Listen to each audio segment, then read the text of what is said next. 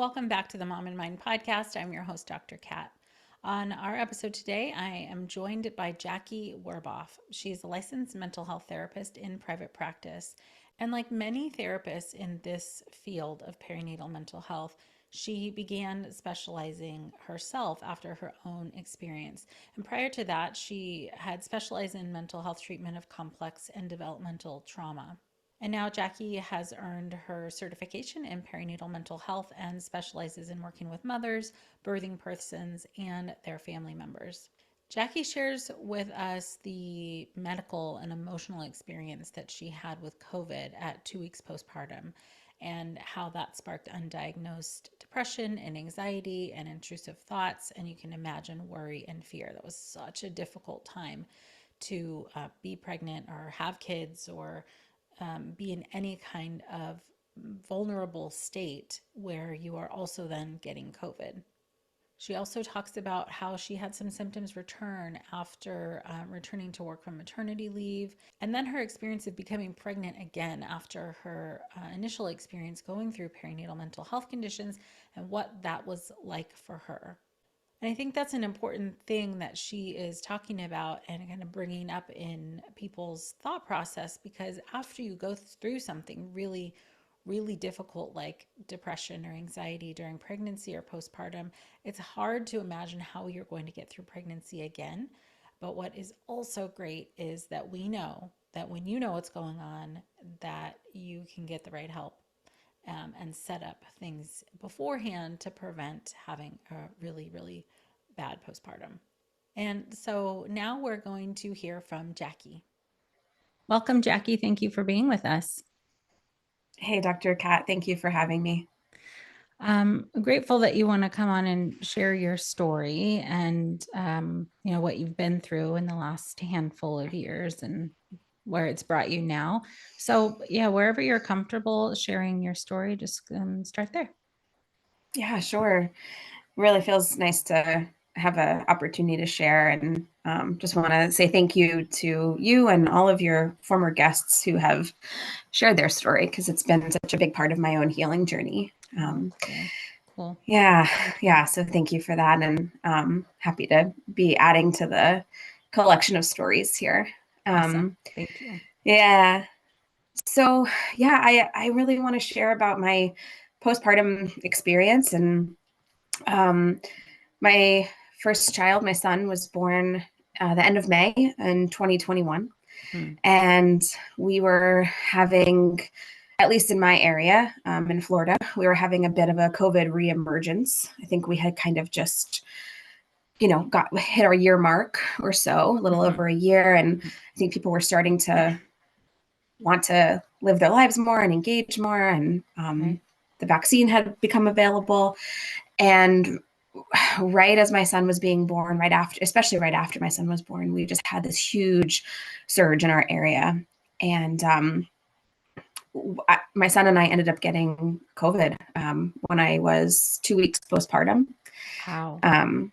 And it was I think so much a part of, I think for me, it really was the spark for what would become completely undiagnosed postpartum depression and just major anxiety, intrusive thoughts, just a really, really challenging experience that I had and that my son had too.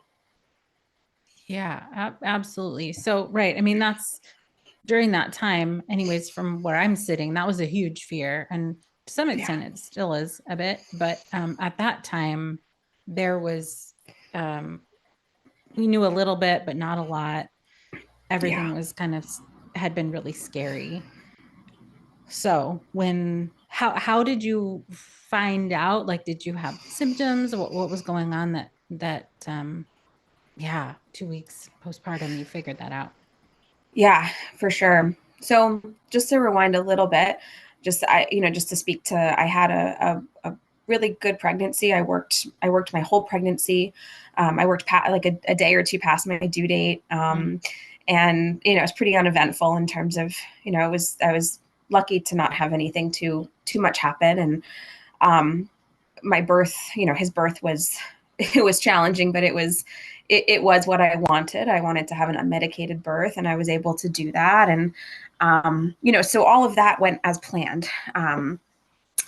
And I gave birth in a hospital, and I just felt I was very lucky. I had really good care.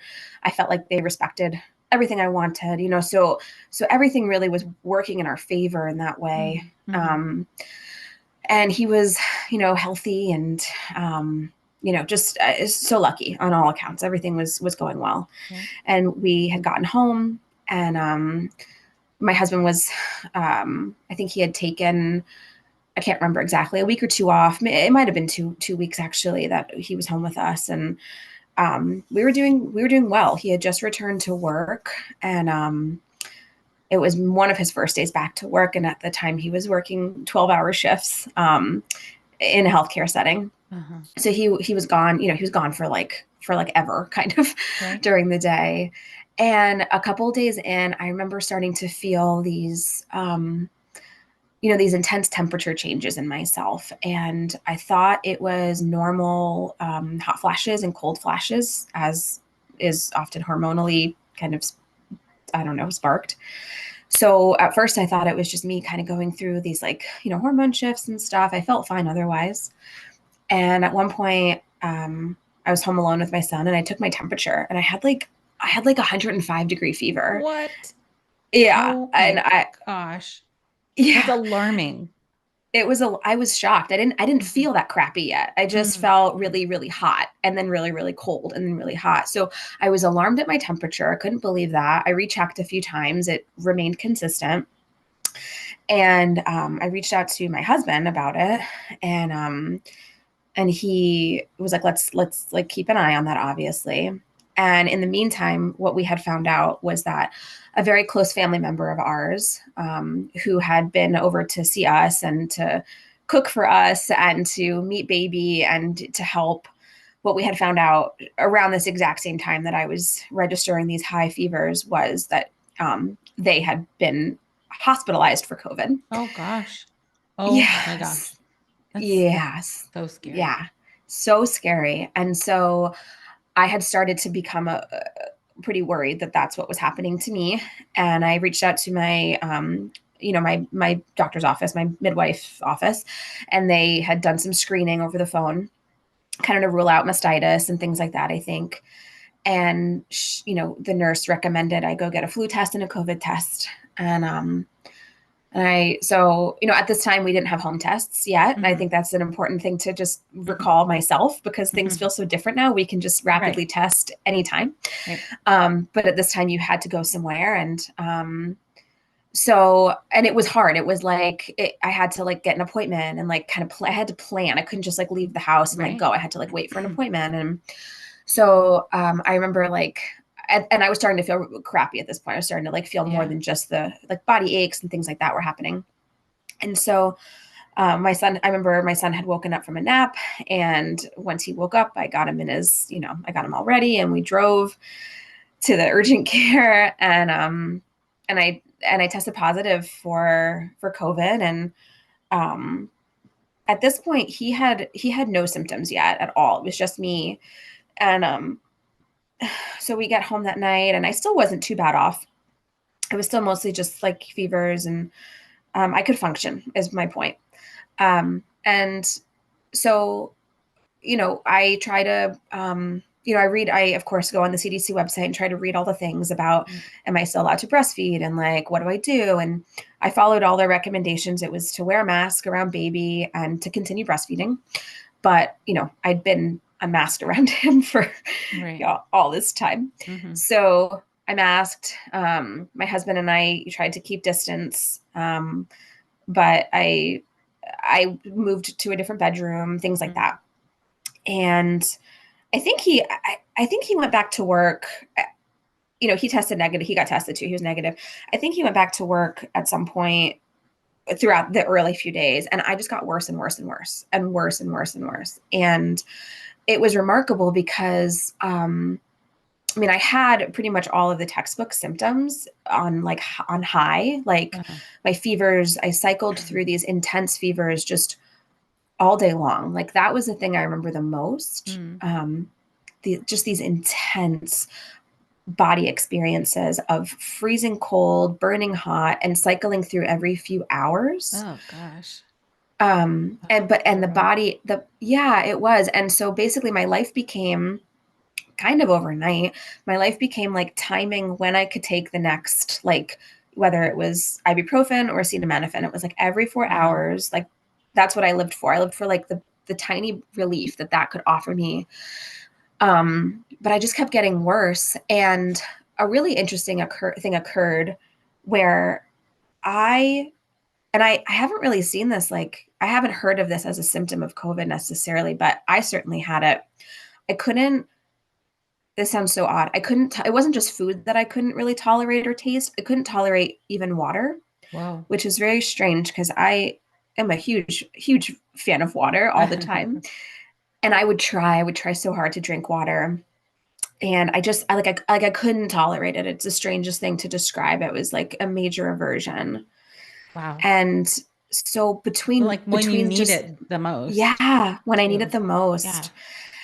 And of course, I was breastfeeding. And Yeah. so I experienced, and I'm sure this affected my mood significantly because I experienced over the course of a few days this like rapid decline in milk production. I mean, I Oh went my from gosh. like, yeah, I went from like feeding my son all day and pumping to create like a reserve to hardly getting anything at all Oh out at my all. And gosh. it was really heartbreaking because I enjoyed breastfeeding and I wanted to continue. And it kind of felt like, in the first week or so, like each day that came, there was like another level of like worst case scenario. Like Oh no. at a certain point, I, was like, I really, as long as I can keep breastfeeding. And then my milk was like gone. Like it was like gone. And I was like power pumping and I was still putting him, on my breast. And like, we went through my frozen milk stash, like in a Yeah. couple days. Oh my gosh.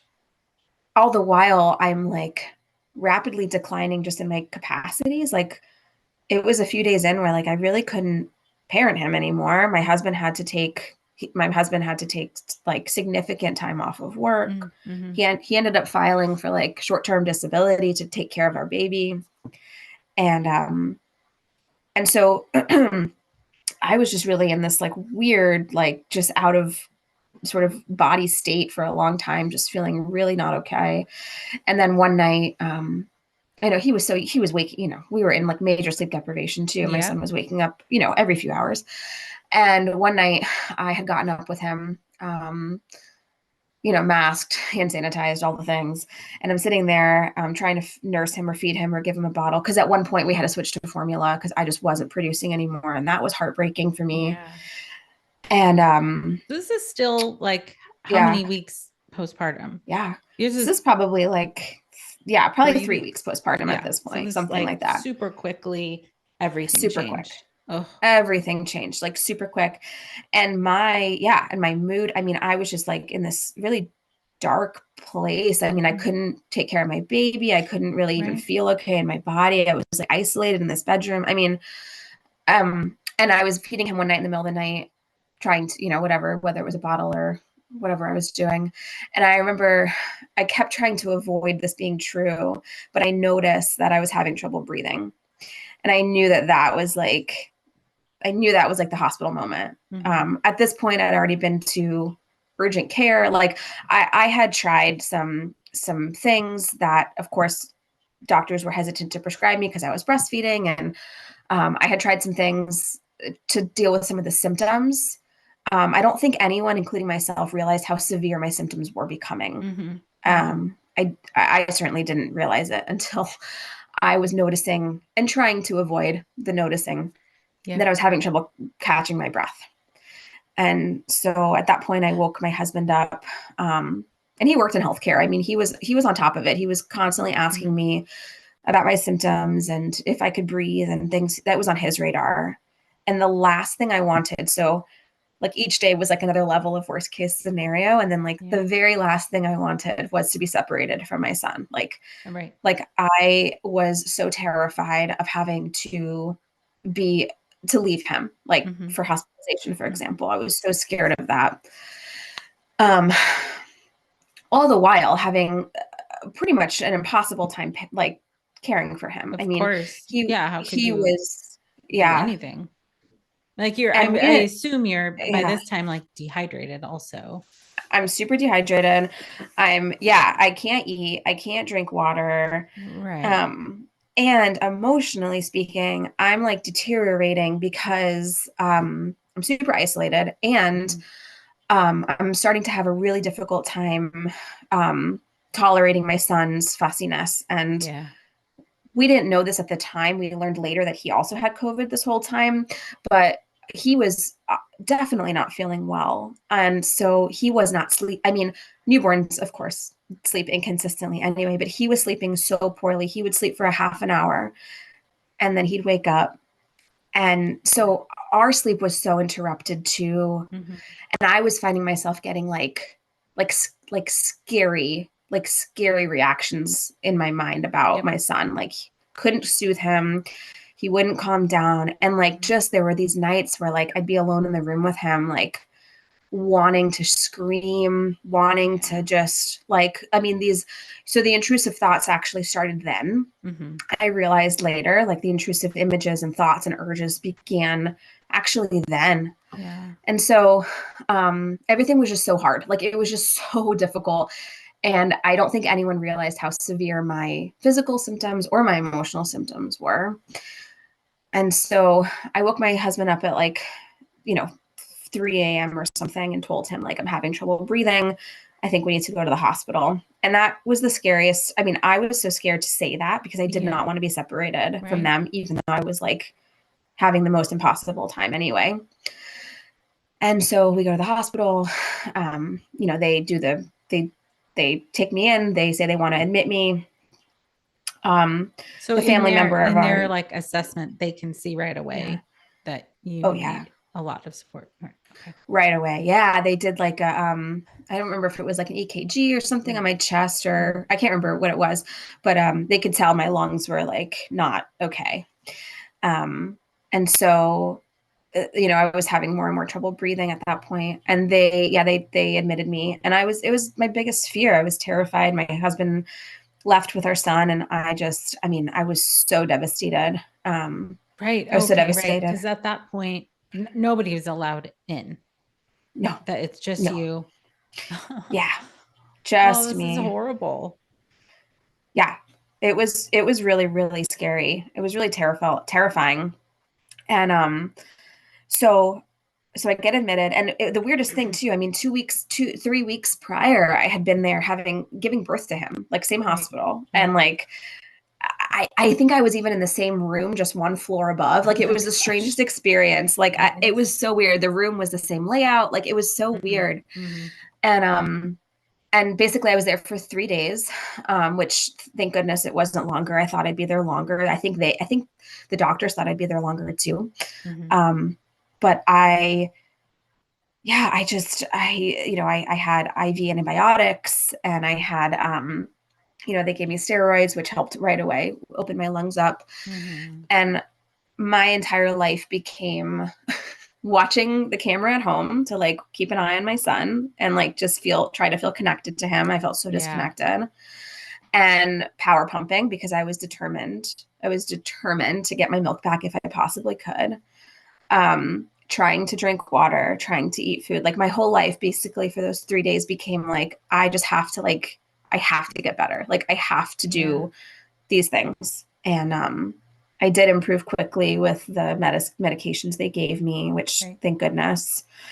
And they let me go home, I think earlier than they might have otherwise because they knew, oh gosh. I mean, I was an emotional wreck too. I was Yeah. sobbing. I mean, we learned while I was in the hospital, we learned that my son had COVID. Like my husband was able to obtain a rapid test from his employer that Mm-hmm. he was able to do at home on my Mm-hmm. son. And he tested positive. Oh my gosh. I mean, it was just like so hard. My husband was having a really hard time at this point with his Of level of course. sleep deprivation and And fear. still nobody could come and help any of you because of COVID Right. risk. Exactly. There was like no help Mm-hmm. available. Mm-hmm. It was a really dark time. And something interesting happened for me, though, among all of the challenge that was. Being away from my son, as deeply painful as it was, actually offered this really important perspective that I'm very grateful for, because I was having this really hard time with him at home, trying to Mm-hmm. parent him, and he wasn't feeling well and he was fussy, and none of the things that were working in the first 2 weeks worked anymore. Like Mm-hmm. none of the soothing techniques, he was sleeping. I mean, not at all. He would be awake for like, and again, at like 3 weeks postpartum, at 3 weeks old, he'd be awake for like 6 hours at a time, 8 hours at a time, like these crazy stretches that were like concerning for his Yeah. safety. Really, I was so worried about everything. And so I was having this really hard time being with him before I was hospitalized. Like I had these thoughts of like, I think we have to give him up for adoption. I don't think I can like parent him. Like how, I just these very defeating like beliefs and thoughts of like my inability to do this. Mm-hmm. That was I was really living with that for a while there. And that was horrible. Um, and so being away from him, it was almost like I don't want to say snapped out of it, because like I would shift in and out of that later, Yeah. but it gave me almost this like, all I want is to be with him, regardless of Mm-hmm. like whether he Mm-hmm. sleeps or not, whether I can soothe him or not. Like I don't even care anymore. I just need to be near him. And Mm-hmm. I'm really grateful for that, because that was really important to me, to be able to get to that place, even For in this hard sure. way. Yeah, it's something to hold on to. It's motivating for sure, because you have to figure out how to take, I mean, Yeah. get out of the hospital Yeah. Get back and home. get back home for sure. Yep. And I thought Yeah. you need something to hold on to in such dark times. Absolutely. Absolutely. Yeah. Yeah. So I got home, and I was really motivated to get my breast milk back still, which was non-existent pretty much. And I really wanted to breastfeed him again. And of course, they discharged me with all these medications that I had been taking, medications that were not safe for breastfeeding, and they discharged me with follow-up medications. And I was very clear with the doctor. I said, I want to keep breastfeeding. I don't want to take anything that is going to keep me from being able to continue doing that with him after a few days. And so I made the choice to not continue with some of the things, which I don't know how I feel about that. I mean, I wanted to continue breastfeeding. And so for a few days, I waited the length of time for the stuff I had taken in the hospital to clear my system, while continuing to try power pumping, and really getting like minimal results, like Mm-hmm. nothing. Mm-hmm. My son continued with formula. Oh, thank goodness, my sister-in-law was still she was still pumping. She had a 1.5-year-old at the time, and she was still breastfeeding and pumping, and she was so kind, so that she gave us some milk. And so Mm. he did have breast milk and formula, both. Oh, He wow. always had breast Mm. milk the whole Yeah, time, which was that's such a awesome. gift. Yeah. That was really, really wonderful of her. And that was like a relief for me, because of course, thank goodness for formula. And I really wanted him. He was so sick. He needed antibodies. He needed Right. he needed as much help as he could get. Yeah. So I got home, and I am feeling better. I can breathe. And I'm so happy to like be able to be around my son, and to not have to wear a mask anymore. My husband never got COVID, which is remarkable. I Wow. think because I can only imagine he had been vaccinated at that point, and I Mm-hmm. had not yet. And that's my guess, my best guess. But he never got sick, thank goodness. I don't know what would have happened if that had Right. occurred. Right. I have no idea. But I continue to struggle. So now at this point, I'm probably like 4 weeks postpartum, and Mm. for the next month or so, my husband continued to have time off of work. He took a month off from when I first started to not be able to Yeah. parent. I continue to struggle significantly with my mental health. And the hormones and all of it. I still felt really crummy, like the brain fog Yeah. from COVID that people Right. talk about. Right. That was really real. That was really, really real. I couldn't even think about, like the simplest things, like opening an app on my phone felt too complicated. Like things that are Mm. just so easy to do. The brain fog was like so intense. And emotionally, I felt so down. I felt so depressed. I felt so like disconnected and sad and also so anxious. Yeah.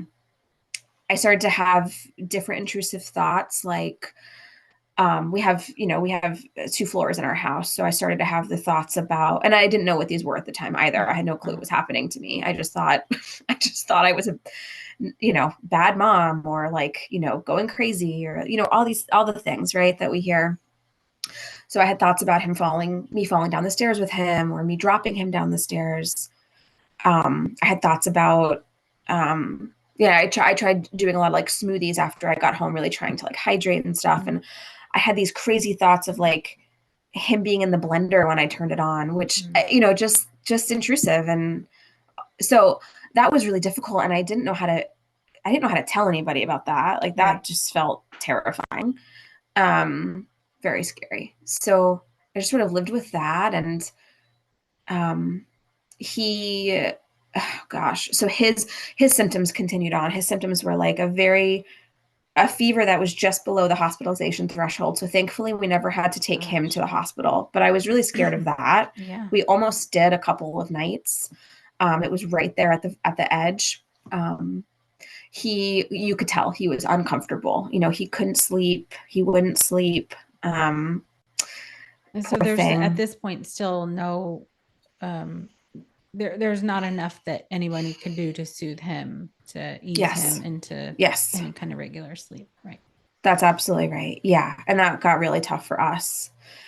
I started taking these like, I was in touch with the lactation consultants about my milk. Um, and really like I was starting to feel really like defeated. I felt like my breastfeeding journey is over. I continued power pumping. I was pretty determined. And I had started taking these like like these herbal supplements, like the fenugreek stuff. And Mm-hmm. um, it was looking pretty dire for a while. We had been in touch with a sleep consultant for our son because his sleep was so off the charts of what could have been Mm-hmm. considered Mm-hmm. regular. He was Right. having these huge wake windows that like had to be bad for his brain and his body, and there was nothing we could do. And so there was one day where the stars just aligned. Things just like got better. It was just like one day he slept for like a normal nap. Mm-hmm. And then I like pumped like a total of 3 ounces that day. Wow.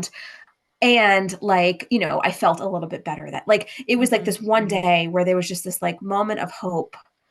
And it was like, okay, like I think we're gonna be okay. Like I think we could be okay here. Like his sleep is getting a little bit better. And Wow. like here comes a little more milk. And Mm-hmm. like little by little, like I think thank goodness was able to.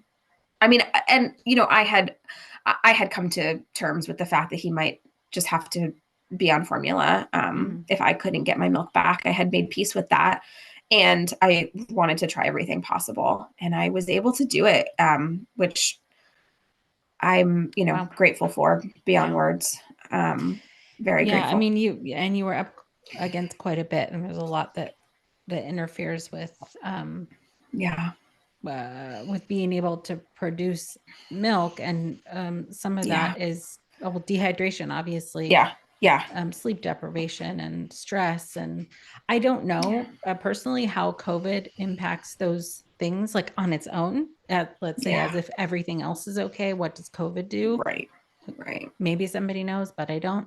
Yeah, yeah, So there's these like so many factors that yeah, you're working against, yeah, yeah, for um, sure. and with little to no help. I mean, other than you and your husband. Yeah, absolutely. So, So this yeah, is like that. Or how at about how many weeks was he when things started to feel a little better? I want to say he was around 6 weeks old when things started to feel a little bit better.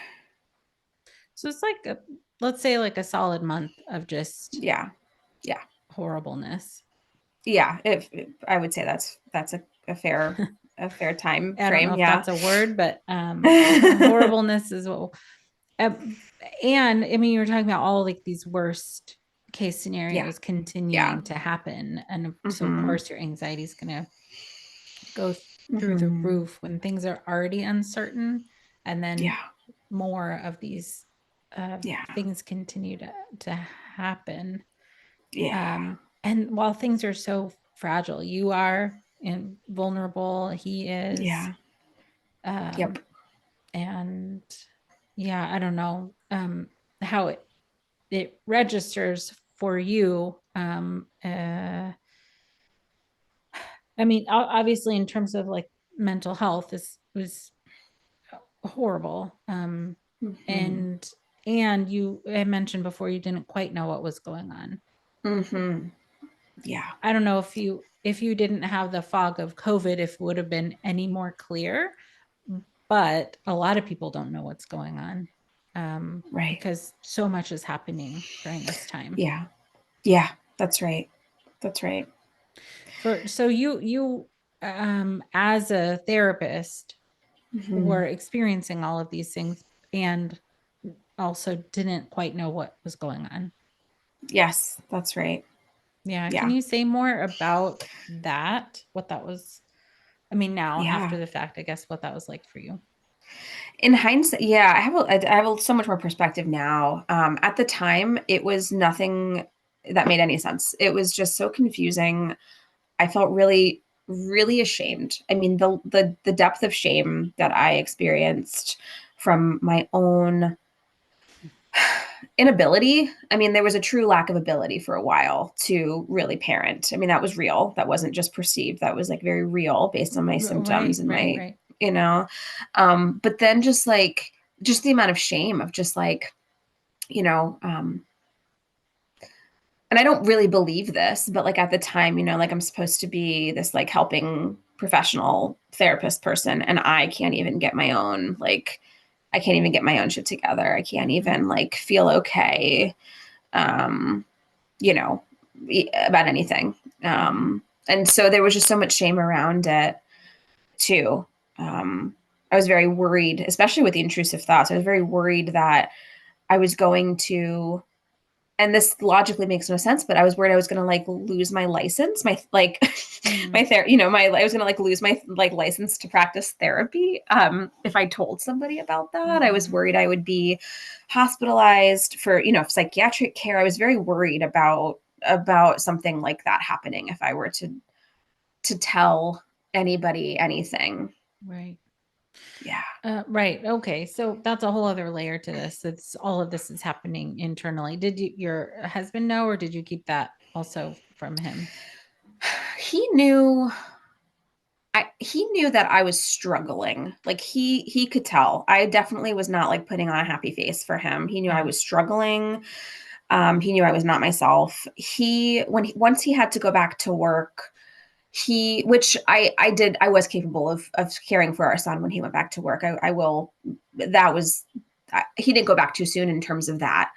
I was still struggling emotionally though when he went back to work, and he would ask me things that I'm grateful. I'm grateful that he asked these things. I'm grateful he knew to ask these things. He would say like, do you think you want to hurt yourself? Do you think Mm-hmm. you want to hurt Ezra is our son's name. Like, like he would ask me these things, and my answer was no. And that was true. That was a true answer. I didn't want to hurt anybody, Mm-hmm. but I felt so low that, you know, it sort of just like passively, like if I wasn't here anymore, that would be relief. I Mm-hmm. didn't want to hurt anybody. I didn't Mm-hmm. want to hurt anymore. Right. Um, so I never ended up in the realm of like suicidal plan or active suicidal thoughts, but he knew I was like emotionally struggling to the point where he would ask me those questions. Yeah.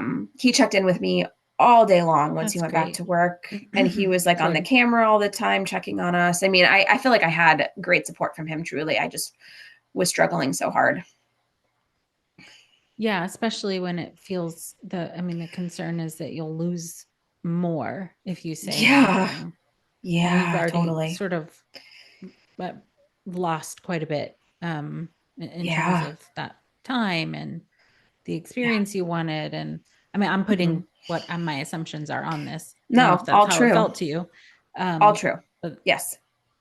right. And this is not how Yeah. you were picturing this going Not at at all. all. No, no, not at all. Right. Not at all. And so I did have 3 months off from full-time work. I got back into part-time very, very minimally. I kind of slowly went back into seeing some of my private practice clients, but I didn't go back to my full-time treatment center job until 3 months postpartum. And so I did have like at least like a month there where I felt like I could like enjoy and like I was kind of back to myself and Mm. I was able to engage with others. And I felt like I actually had like, I really got to develop this bond with my son and we were doing things together. It felt good. And then I would say about a month or so, my last month of maternity leave was that. And it was really nice. And then I went back to work full time. And so that was like, 40 hours a week kind of deal. And he was in daycare. And that was like, I thought I was better. And that was when more of the that was when the rage came. Mm. So, I think I was so overwhelmed. I was so overwhelmed. I was so emotionally fragile still and so overwhelmed. And I go back to work to this, very meaningful but very intense, you know, treatment center. And I, and then, so all day long, I feel like I'm kind of giving more of myself than I can at Yeah. work. Yep. And then I come home to my baby who's been at daycare all day, and all I want to do is be there with him and take care of him. And then, he goes to sleep, and then we have to make, all the things. We got to make the bottles for the next day, and I'm Yeah. pumping all day Mm-hmm. long. And like, I started to really have trouble with my husband at this time. This is when we really started to have some I started to have some major issues. Everything he did was bothering me. I felt he was very dismissive of me. It's weird because he was so supportive in these ways when I was really not okay. And then I go back to work and I just feel like I can't handle it. Like it was thoroughly overwhelming. Plus, we're still waking up like multiple times a night. And Right. it was so hard. I mean, I remember waking up like things that like now are so no things that are no big deal, like feeding the animals in the morning. We've got like several different kinds of animals. And like feeding the animals in the morning is like, whatever, it's no big deal. It takes whatever, a few minutes. But at that time, I remember that being so much work, like Yeah. so much work, like to feed the cat, to feed the dogs, to feed the bird. Like it was so much work. And my husband works really, really early. So he would leave for work way before like I was awake, way before baby was awake. And so I felt very alone, like Sure. trying to get myself ready and my son ready and the animals fed and like get us all out of the house in time to get to work. It just became, it was like, it was like a whole nother level of like postpartum depression. But it was like the rage version. Like I was just angry all the time and like going off on my husband all the time about feeling invalidated and unseen and all these things. And so I ended up in therapy then. That was when I then was like, this is not working. Like I have to go. I've got to do something. And I worked with a therapist. Wonderful experience. And it was through that work that I was able to work through some of my own stuff around workaholism and that maybe at this phase 40 hours a week of work is not serving me Right. or sustainable.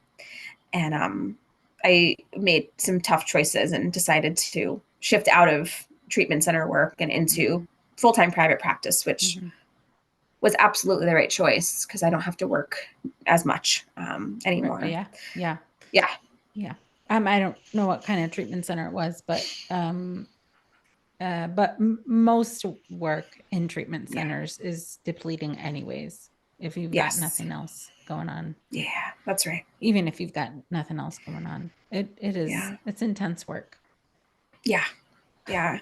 Right. And I mean, you're right. You're sleep deprived still, and there's the emotional pull, although the needs from like family is different from the needs of clients and treatment center Yeah. work. But it's still a pull, Hmm. energetically anyways, and Yeah. emotionally depending on the work and all this Yeah. other stuff. So right, Hmm. it's like depletion in a different way. Right. um so yeah, the rage makes sense. Yeah. Yeah. The rage was Awesome. intense. Yeah. At what Yeah. point Rage was intense. did you know like what you had gone through was the postpartum depression, um, anxiety, I, and all that? yeah, I really don't have a great answer for that. I can't remember when I started to realize what I had gone through. It was a while though. It was a while, and I really don't recall exactly, but it was probably sometime. I knew I started to feel really interested in working with once I started to feel better.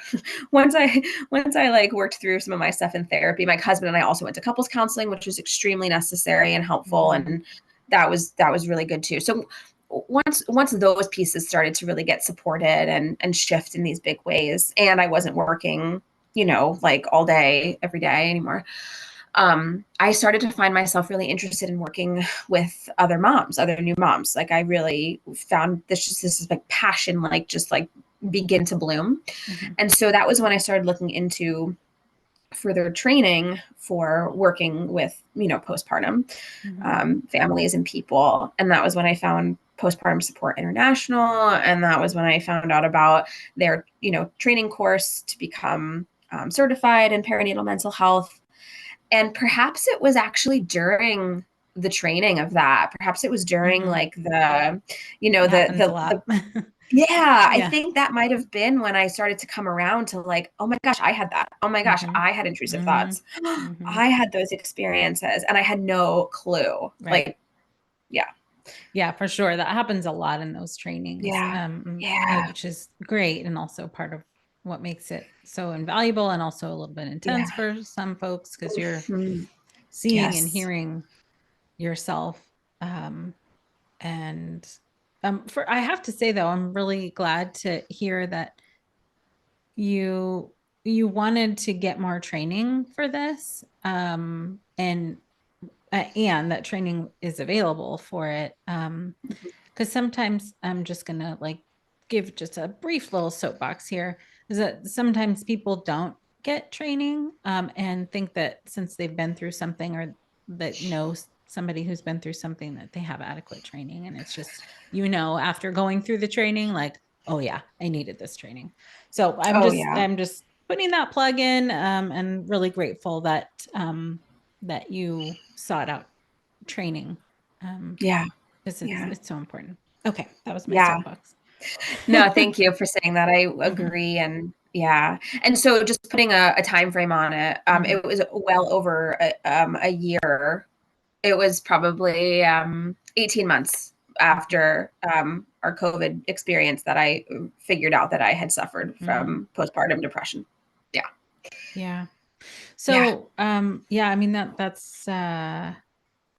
that's true for a lot of people. It is really, Yeah. there's so much going on during that time that it's hard to know what's what, especially if like most of us don't get any kind of training or Yeah. any even mention of it, when we're going through grad school or internships. And that's heartbreaking, but Yeah. it's true for a lot of people. So that's part of why it's hard to recognize, because you Yeah. don't know that it's a thing. That's right. Yeah. Yeah. So after seeking out the training and beginning to specialize, I guess Yeah. things started to make more sense for you. A lot more sense. Yeah. It was a very validating experience. Yeah. That's Yeah. awesome. Yeah. So now you're helping folks who are dealing with Yeah. similar stuff. Yes, I am, and it's so meaningful, and it really truly is just like the thing that gets me most I don't want to say excited doesn't feel like the right word because these moms are struggling. So I don't want to make it sound like that, but truly like it's just sparking something so deep within me. Mm-hmm. Really taking like, just these wounds that we have and like they get to become our strengths when we Mm-hmm. heal through them. Mm-hmm. Yeah, and it's important as if you've gone through something similar, like that you can feel better now. Yeah, It's that's hard to right. know that when you're going through it. So it's Yeah, nice to be able to hold that hope for other people. absolutely. Yes. Yes. That's so well said. And now, in terms of like where are you now with just you are in a second pregnancy and Yeah. how did that how did that feel Yeah. approaching this pregnancy? Absolutely. Yeah, and really holding that hope I think is a big part of knowing that we can get through it, knowing we made it through it in hindsight, whereas at the time it felt absolutely impossible. Right.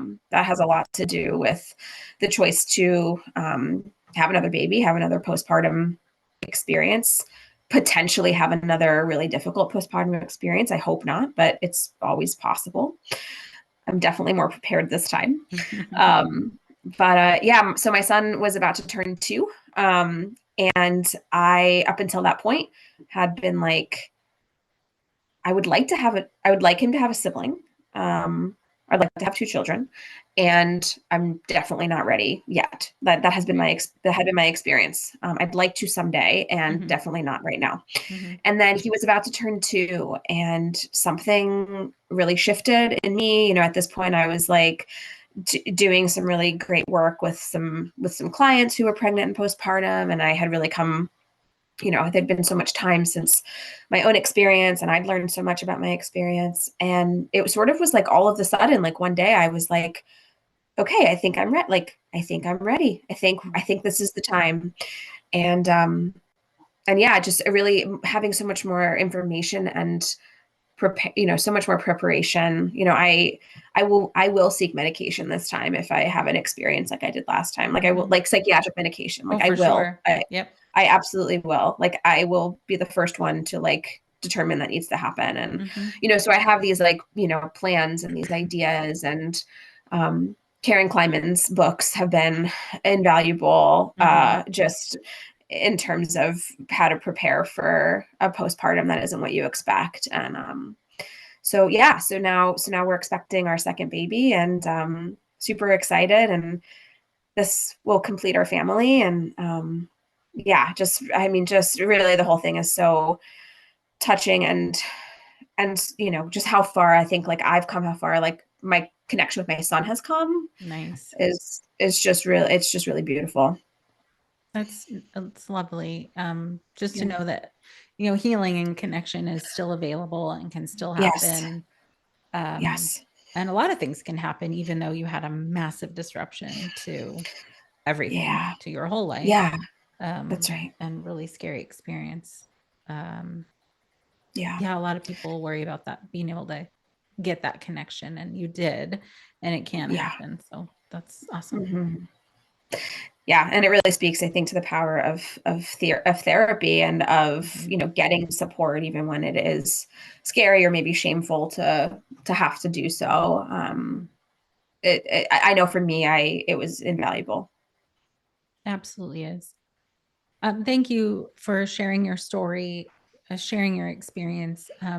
As you know from hearing stories, how much hope that can give, um, and how much of ourselves we see reflected in other people, even if the experience wasn't exactly the same.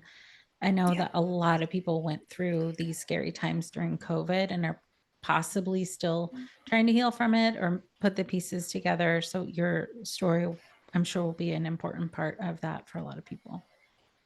Oh, thank you so much, and for the opportunity to just get to share. Yeah, so glad to have you. Thank you. Thank you. What I really love about healthcare professionals and helping professionals sharing their story is that it breaks down the additional stigma that there is that we carry as providers, that somehow, because we know enough, we shouldn't be suffering. And honestly, there are some things that we are just not trained on unless you become a specialist. So, for those of you who are seeking help, I really encourage you to try and find somebody who has training in perinatal mental health, who has certification in perinatal mental health, because although there are a lot of well meaning therapists out there, we don't all specialize in everything. It's just like any other healthcare provider. You would not go to a podiatrist if you have migraines. It's all healthcare conditions, but there are people who specialize in different things. So I really encourage you to find a perinatal mental health provider if you yourself need help. And I also encourage you to check out my website, wellmindperinatal.com/courses, and look at the course list to see if there's anything in there that can support you on your journey to understand what you're going through and how you can feel better. All right. Thanks for being with me. Until next time.